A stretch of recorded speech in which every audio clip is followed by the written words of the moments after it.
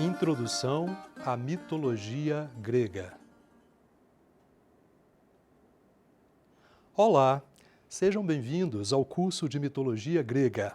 Neste curso fartamente ilustrado, composto de 10 aulas, vamos abordar algumas das principais questões relativas ao estudo dos mitos gregos.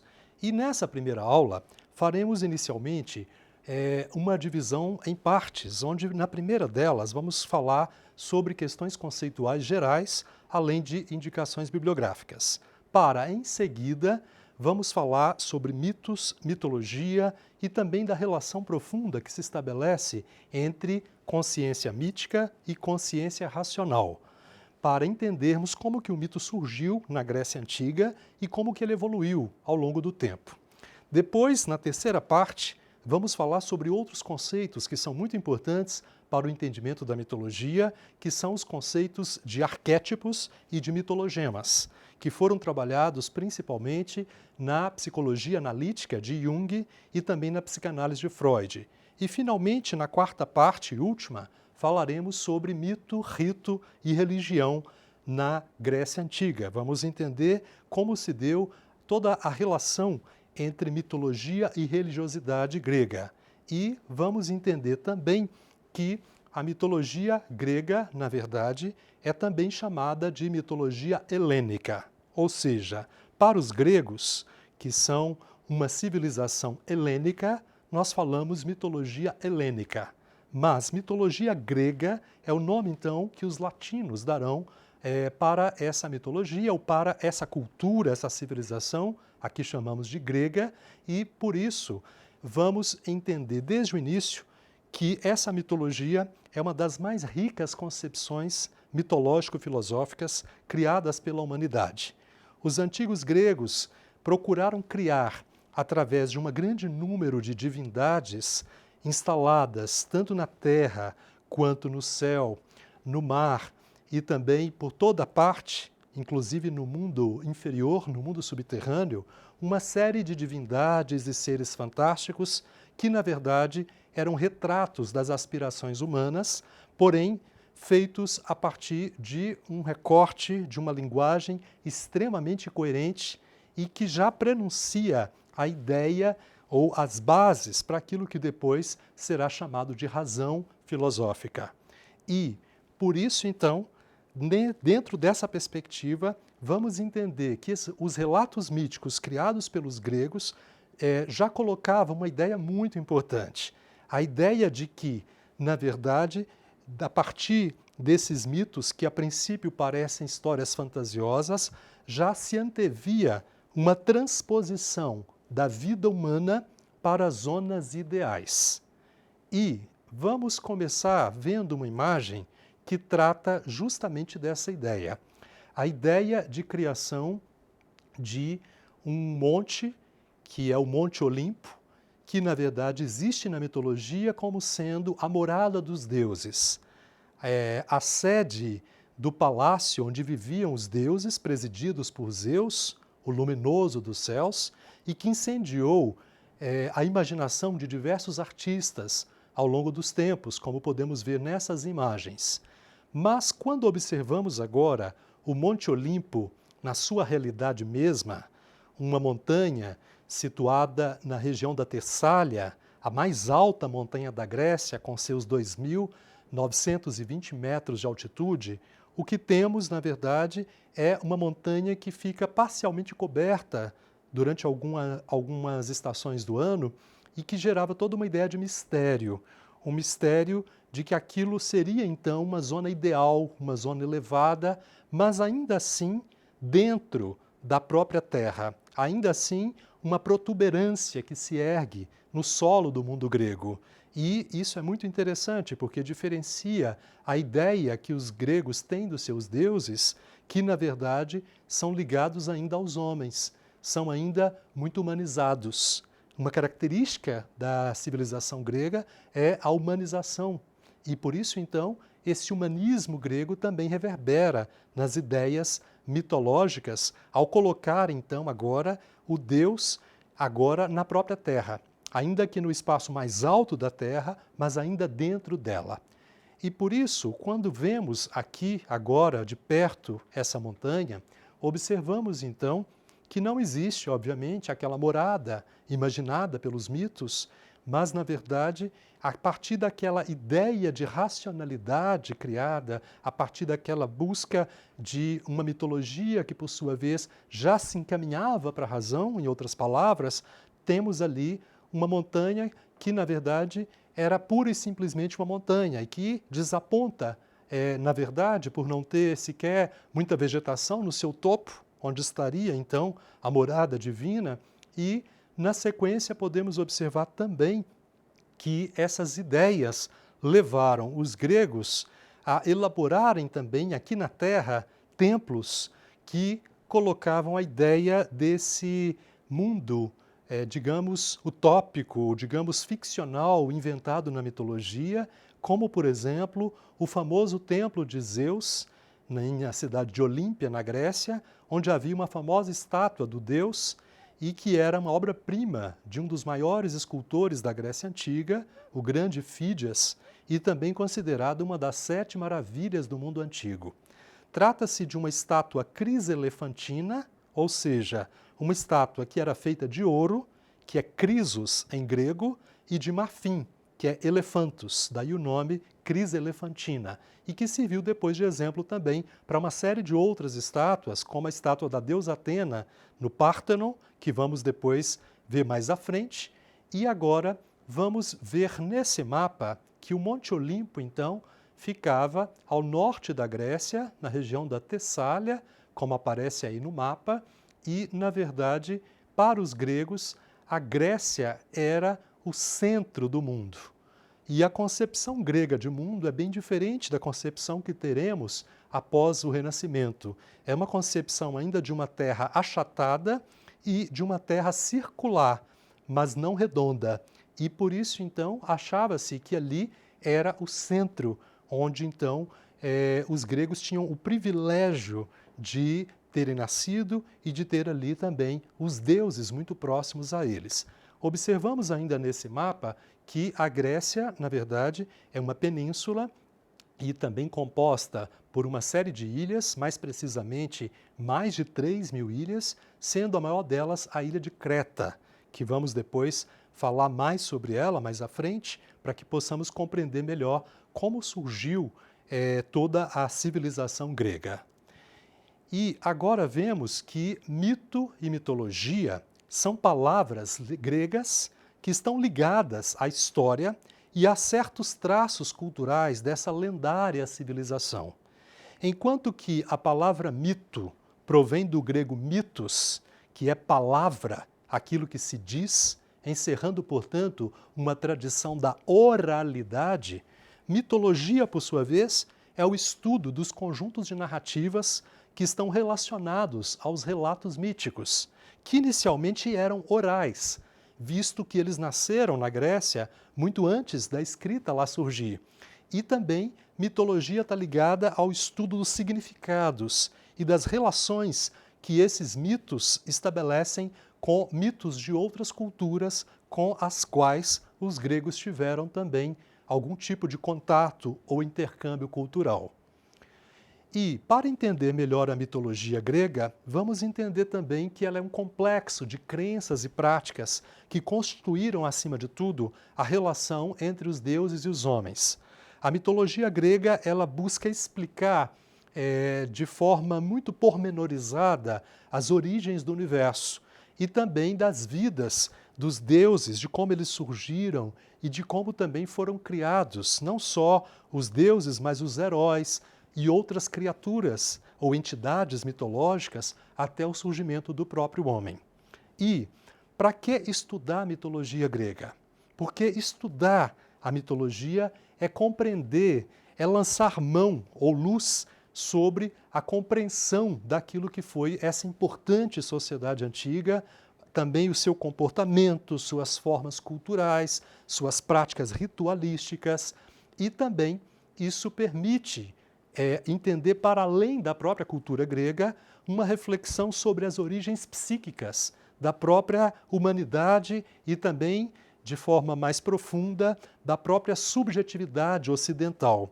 E por isso o estudo da mitologia grega, ele interessa não apenas a psicologia, a filosofia, a história e as ciências humanas, mas a todos aqueles que buscam conhecimento mais profundo de si mesmo e também do próprio mundo no seu entorno.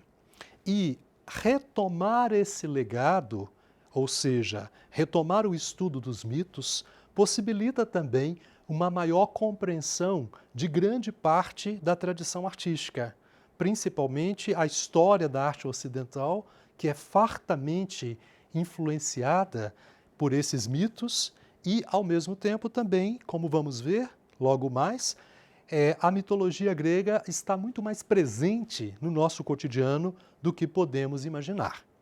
Por isso, vendo já essa imagem agora do sistema solar com os 8 astros que são chamados de planetas e que tradicionalmente são conhecidos por nomes de deuses e deusas da mitologia greco-romana, podemos imaginar então que, na verdade, temos na nossa vida, no nosso cotidiano ou no mundo das ciências, um uso de mitologia grega em vários níveis, em vários aspectos. Aqui encontramos, por exemplo, o primeiro planeta logo após o Sol, que é Mercúrio. Mercúrio, que era o deus Hermes na mitologia grega. A deusa Vênus, da mitologia romana, que na verdade era a deusa Afrodite, na mitologia grega é o segundo planeta. Depois temos Terra, o nosso planeta, que na Grécia era chamada de Gaia, uma deusa primordial. Depois o deus Marte, que é Ares, o deus da guerra. E finalmente o maior de todos os planetas do sistema solar só poderia ser Júpiter, que em grego era o próprio Zeus, o deus luminoso dos céus, o rei de todos os deuses. Ao lado dele está Saturno, que era seu pai, na verdade, na mitologia grega. Estou falando do deus Cronos. E, finalmente, ao lado dele temos Uranus, que, na mitologia grega, era o céu estrelado, o céu filho de Gaia. E, finalmente, o deus Netuno, que dá nome a esse último planeta, que, na verdade, na mitologia grega é Poseidon. Temos ainda 3 planetóides. Um deles, até pouco tempo atrás, era visto como planeta. E, na verdade, é um planetinha muito pequeno chamado Plutão, que na mitologia grega era o deus Hades, o deus dos infernos. Mais adiante temos a deusa Eris, a deusa da discórdia. E mais recentemente, pouco abaixo de Júpiter, encontramos um planetóide chamado Ceres, que era a deusa Deméter na Grécia, ligada à agricultura. E, na verdade, vamos agora, depois de ver um pouco dessa ideia, conhecer um pouco mais da bibliografia do curso, que é muito importante para se compreender a mitologia grega. E eu começo falando da bibliografia fundamental, que são, na verdade, 2 obras muito importantes. A primeira delas é a mitologia grega, em 3 volumes, do grande estudioso da mitologia brasileiro, Junito de Souza Brandão, um grande estudioso da cultura clássica e que gastou anos escrevendo essa obra que já foi editada inúmeras vezes e que é talvez o maior, o mais profundo, o mais completo estudo feito sobre mitologia grega no Brasil. É um livro que eu recomendo a leitura, porém uma leitura um pouco difícil em alguns momentos.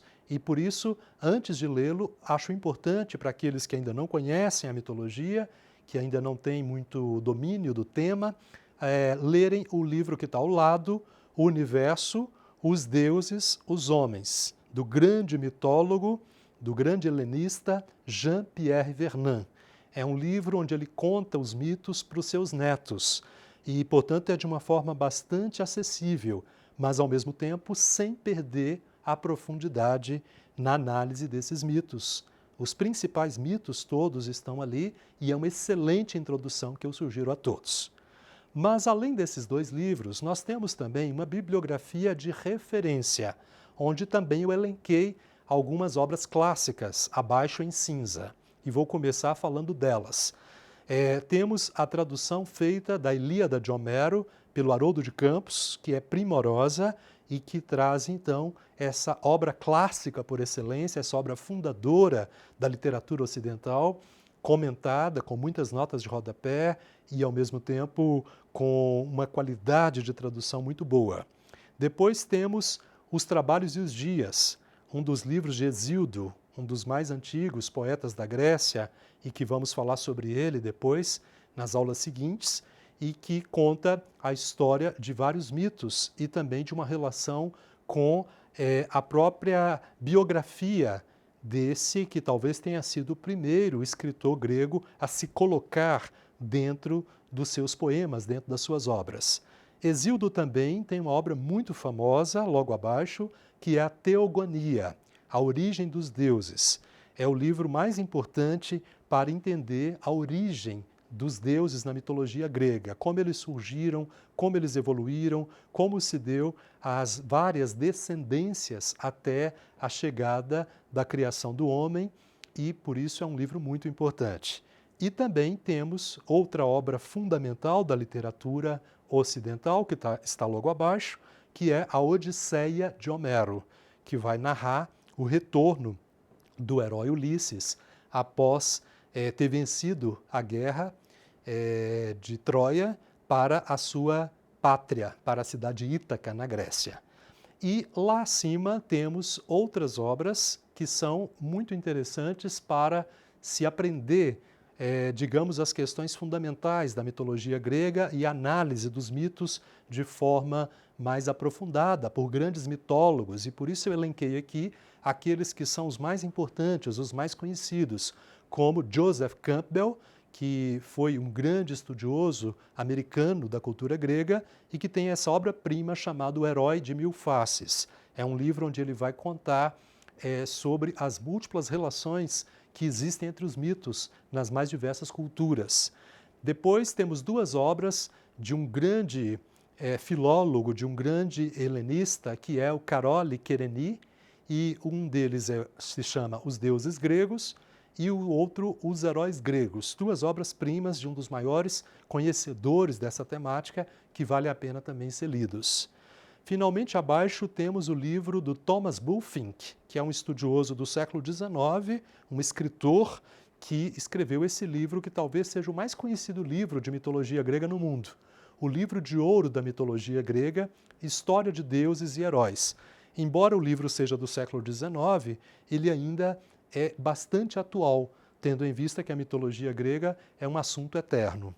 Finalmente, temos a obra do grande estudioso Mircea Eliade, Mito e Realidade, uma das obras mais importantes para entender a relação dos mitos com o próprio mundo, com o próprio homem, com a própria vida. E, finalmente, abaixo, mais um livro do Jean-Pierre Vernant, em parceria com outro grande mitólogo francês, o Pierre Vidal-Naquet, Mito e Tragédia na Grécia Antiga, onde eles vão fazer um estudo bem aprofundado das relações entre mito e teatro, entre mito e literatura na Antiga Grécia. Bom, por hora, já basta para que vocês possam, então, conhecer um pouco mais da mitologia grega com essas obras, e à medida que a gente for tendo as aulas, eu vou falando de outras obras também, na medida em que os assuntos forem surgindo. É muito importante essa leitura para melhor compreender as aulas. Por isso é desejável que vocês leiam pelo menos o livro introdutório do Jean-Pierre Vernant, que é O Universo, os Deuses, os Homens, para se familiarizarem melhor com os termos, com os nomes, com as passagens, com os mitos, que são inúmeros, né, na mitologia grega, e que, por isso mesmo, estudá-la é também uma forma de ativar a memória. É uma excelente forma de memorização. E não é por acaso, então, que os gregos, com sua fantasia criadora tão imensa, tenham criado, então, as bases para o pensamento racional ocidental, justamente a partir do desenvolvimento da própria mitologia grega, que, como eu disse antes, já se antevia nela a ideia de criação de certas ideias ou ideais que depois vão caracterizar aquilo que chamamos de filosofia. Bom, vamos terminar agora essa primeira parte e desejo uma boa leitura a todos.